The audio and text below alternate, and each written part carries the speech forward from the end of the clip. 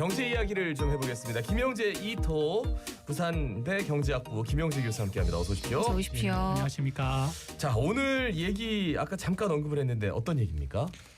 예, 오늘 주제는 이제 최근에 이제 그 금융권에서 거액의 횡령 사건 배임이 일어나지 않습니까? 예. 이런 이야기를 좀 하려고 합니다. 그러고 보니까 지난 8월 초에 BNK 경남은행 562억 원 규모의 거액의 횡령 사고. 와, 그런데 이게 562억 원까지 될 때까지 아무도 몰랐다는 게 너무 놀라가지고 금융권 사고는 하여튼 남의 굉장히 큰 것 같아요. 어떤 특징이 있을까요? 그렇습니다. 사실 금융권에서는 그 잘 아시는 대로 신뢰와 신용이 그 생명인 그런 상황이죠. 네네. 근데 이와 같은 것들이 내부자에 의한 거액의 횡령과 배임이 방금 말씀하신 대로 이제 발생을 해 왔었고요. 사실 물론 과거에도 있었습니다. 네네. 있었는데요. 잘 아시는 대로 우리나라 같은 경우는 지난 90년대 중반에 외환위기를 거치면서 또 2008년 그 글로벌 금융위기를 거치면서 그 금융감독 체계가 대폭 정비가 되었었고요. 네. 또 하나는 그 내부 통제 시스템이 굉장히 촘촘하게 이렇게 정비가 되어졌습니다. 이런 상황 속에서도 방금 말씀하신 대로 거액의 어떤 횡령이라든지 배임이 일어났다는 것은 제가 보건대는 한마디로 법과 제도의 한계가 노출된 상황이 아닌가 이런 생각이 듭니다. 네, 뭐 그런 중에서 보면은 내부 통제 시스템 구조가 좀 취약하다, 또 미래 기대 수익에 대한 환상이 있다, 뭐 이런 얘기를 하던데 이게 무슨 말입니까? 예, 그래서 제가 방금 말씀드린 것처럼 아무리 이제 그 감독 체계라든지 내부 통제 시스템 잘 돼 있더라도 구조적인 취약이 있을 수 있고요. 특히 이제 저는 금융 윤리가 좀 부족하다. 우리 직원들의 금융 윤리가. 그리고 이제 방금 말씀하신 미래 기대 수익인데요. 여기에 대해서도 잠시 말씀을 드리겠습니다. 대개 이제 그 금융권에 보면은 그 내부 통제 시스템이 외부적인 위험 관리에 초점이 맞춰 있습니다. 그러니까 이제 위험 관리가 외부 쪽에 많이 있죠, 사실은. 비즈니스 활동하다 보면은 구체적으로 예를 한번 들어보면은 은행 대출의 경우에 대출을 심사하고 실제 집행이라든지 또 나아가서는 사후 관리가 어떻습니까? 다 구분되어 있습니다. 이걸 사후 견제하도록 되어 있거든요. 이것뿐이겠습니까? 또 좀 전에 말씀드린 대로 준법 감시 기능이 매우 강화되어 있고요. 또 하나는 대부분의 이제 뭐 금융기관뿐만 아니라 회사들에 보면은 감사 부서가 있습니다. 이 감사 기능이 잘 되어 있는데 그러니까 시스템은 제대로 정비가 되어 있는데 문제는 운영의 취약성입니다. 운영은 누가 합니까? 사람이 하지 않습니까? 그래서 이제 좀 전에 말씀드린 대로 윤리와 이제 도덕성이 매우 중요하다 이렇게 되어 있고요. 그 조금 전에 사회자가 미래 기대 수익에 대한 환상을 했었는데 예를 들어서 내가 이제 어떻게 보면은 그 뭔가 불법적인 일을 할 수 있는 위치에 있다고 가정을 해봅시다. 그런데 들켰을 때 어떤 비용이나 손실이 1억이고 또 그 불법 행위를 함으로써 이익을 볼 수 있는 게 2억이라면 어떻게 하겠습니까? 할 수도 있겠죠. 비록 들키더라도. 그러니까 미래 기대 수익에 대한 환상이 어떻게 보면은 우리나라 금융기관에 좀 만연되어 있지 않는가 이런 생각이 좀 듭니다. 그렇지 않으면 어떻게 그 BNK 그 경남은행에서 그 직원이 담당 부서가 굉장히 장기간 있었죠. 한 7년 넘게 어떻게 보면 한 10년 이상 10년 있었죠. 그러니까 PF 대출이니까 크지 않습니까? 그걸 처음에는 562억이었는데 나중에 조사를 해보니까 실제 횡령 금액은 1,000억이 넘고요. 그중 일부는 다시 또 되갚았었죠. 그 실제 제가 확인을 해보니까 한 500 몇십억 정도가 실제 손실이 아닌가, 횡령 금액이 아닌가 이렇게 이야기를 합니다. 그래서 이와 같은 환상을 깨트리려고 하면 어떻게 해야 되겠습니까? 자기가 이익을 취한 걸 다 걷어들여야지. 일벌백계하는 강력한 처벌. 강력한 처벌.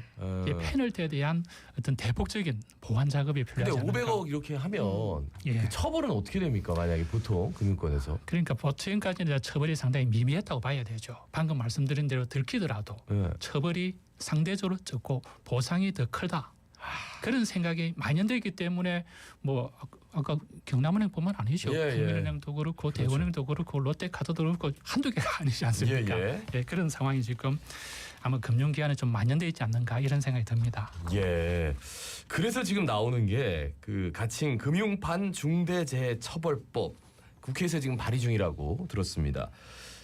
이게 주요 내용이 뭐고 실효성이 있을까? 여기에 대해서 또 의문을 제기하는 분들도 있더라고요. 그렇습니다. 그 중대재해처벌법은 그 지난해죠. 지난해 이제 우리나라가 제조업을 대상으로 예. 중대 재해가 발생하면은 최고 경영자의 책임을 묻는 그런 제도입니다.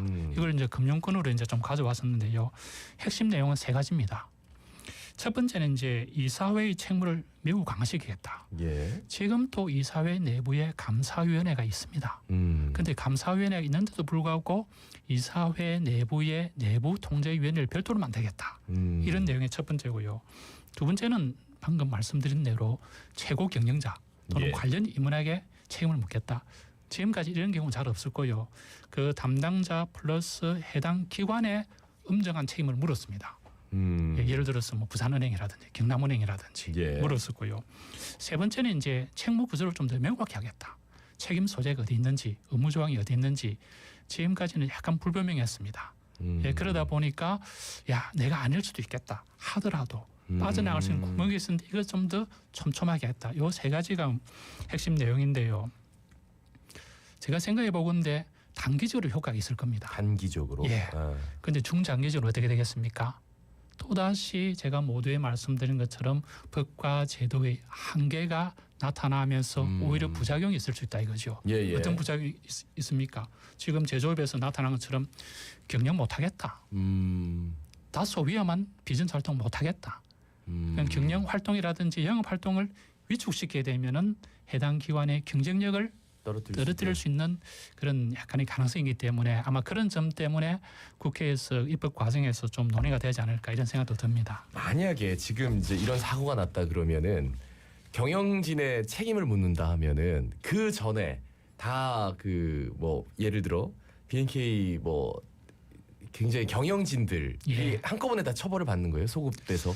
지금까지는 사실은 그런 경우가 잘 없었죠. 없었죠. 예, 해당 법이 통과된다면. 법이 통과된다면은 아마 그럴 가능성이 좀 높은데 예. 사실 그렇게 되면 어떻게 되겠습니까?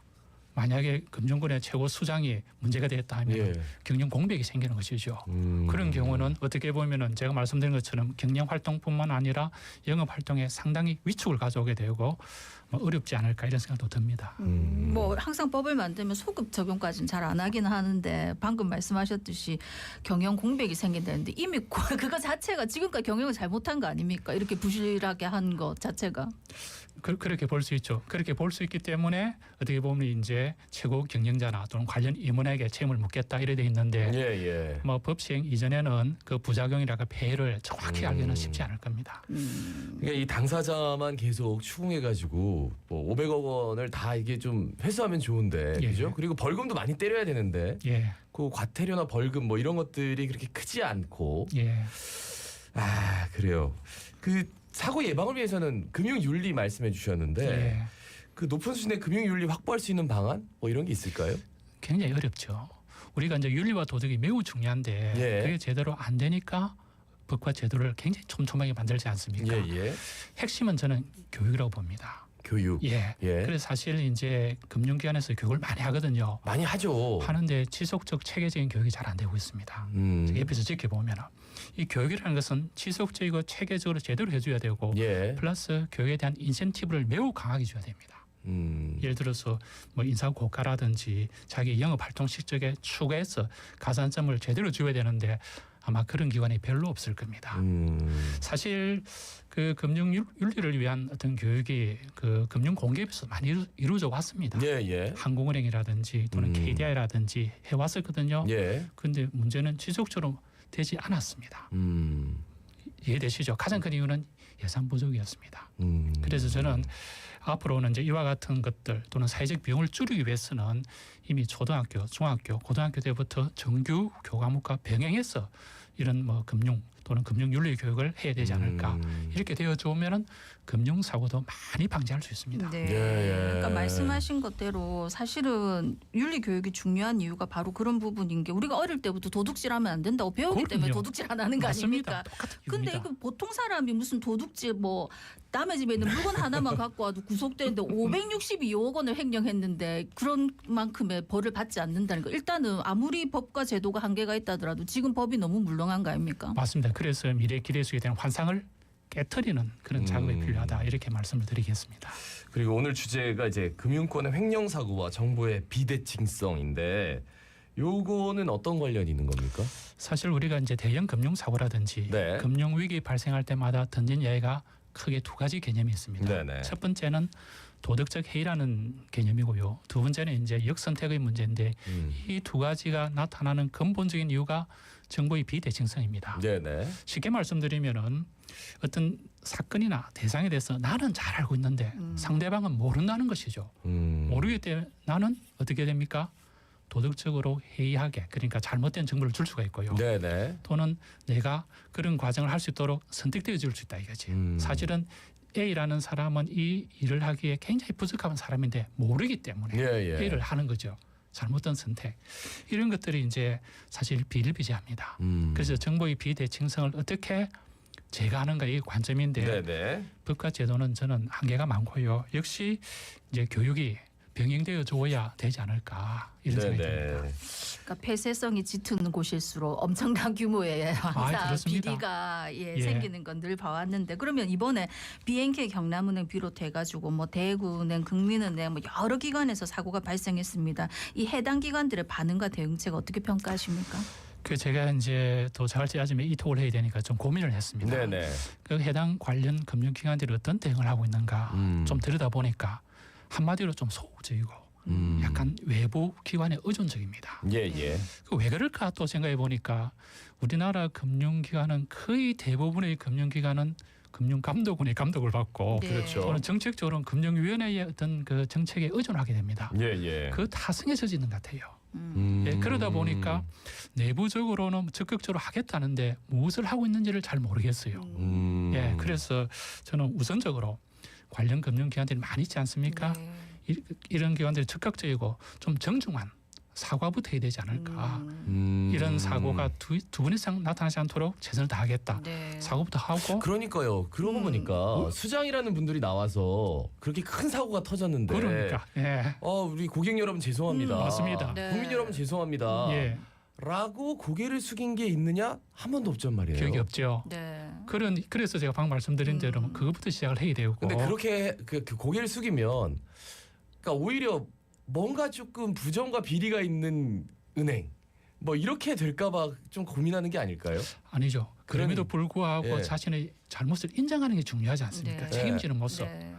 왜냐하면은 모두에 말씀드렸지만 금융계는 핵심이 신용과 신뢰거든요. 이걸 어떻게 이어가야 됩니까? 쌓아가기는 매우 어렵고 예. 추락하기는 한 순간입니다.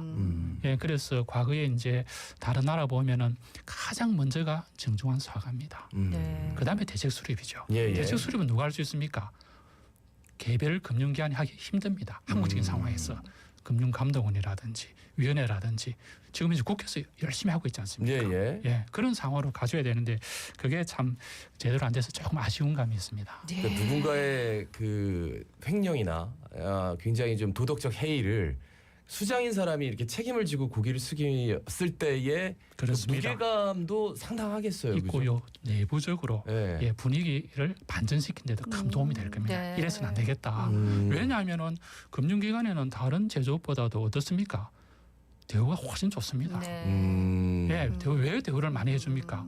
이런 그 불법적인 일을 하지 말라는 네. 의도도 있지 않겠습니까? 네. 그렇죠. 예, 게다가 수장까지 머리를 숙이면은 직원들 어떻게 해야 됩니까? 더 조심해야 되고 조금 전에 말씀드린 대로 법과 제도도 중요하지만 도덕과 윤리가 때로는 더 필요한 시점이죠. 네. 솔직히 진짜 뭐 이 은행들 다 이용하시는 분들 입장에서는 내 돈 뺏긴 거랑 똑같은데. 아, 그렇게 되죠. 예. 예. 그러니까 사과 한 마디 없다는 게 생각해 보니까 되게 이상하네. 그렇죠. 네. 예, 그래서 좀 과거에 보면 이제 미국이나 일본, 유럽에도 마찬가지입니다. 그 최고 CEO가 일단 사과부터 시작을 하고 그다음에 사태 수습을 해줘야 되지 않겠습니까? 이 사태 수습이라는 것은 방금 말씀드린 관련 기관이라든지 네네. 특히 이제 입법 발의를 한다든지 이렇게 굉장히 중요하죠. 근데 교수님 저는 궁금한 게 예. 이런 뭐 거의 횡령 사고가 있었다까지는 나오는데 그 이후에 어떻게 했다는 보도가 잘 안 나오더라고요. 혹시 우리 뭐 개인들이 알아볼 수 있는 방법 같은 게 있습니까? 예, 그거는 이제 대개 보면은 금융감독원이나 그 보면은 이제 여러 가지 지침들이 많이 생겨났을 거예요. 아까 말씀드린 대로 내부 통제 시스템이 90년대 그 글로벌 금융 위기 2008년이죠. 또는 97년 이전에는 그런 개념조차도 없었습니다. 네. 그리고 금융 감독 체제도 그 98년도죠. 네네. 97년 이후에 생겨났었고요. 이런 것들이 사실 많이 생겨났는데 아마 구체적인 내용은 금융감독원 네, 예. 이쪽 보면 뭐다 나와 있습니다. 그러니까 이 횡령 사고 뭐 이런 것들이요 생각보다 빨리 뭐 휘발성 있다고 했나요? 그냥 한꺼번에 확 터져서 와 하고 끝나버리고 후속 대책이나 그리고 관련 처벌 관련해서 뭐 이런 것들은 좀 흐지부지한 게 많은데 오늘 이렇게 예. 말씀드리니까 정말 더 오히려 꼼꼼하게 따져봐야 되고 금융권 문제이기 때문에 그죠? 맞습니다. 그래서 저는 장기적인 측면에서 조기 뭐 금융교육, 네네. 금융윤리 교육을 해야 되지 않는가 이걸 좀 예. 강조하고 싶습니다. 예, 부산대 경제학부 김영재 교수였습니다. 고맙습니다. 고맙습니다. 고맙습니다. 예, 자갈 찾으면 18,000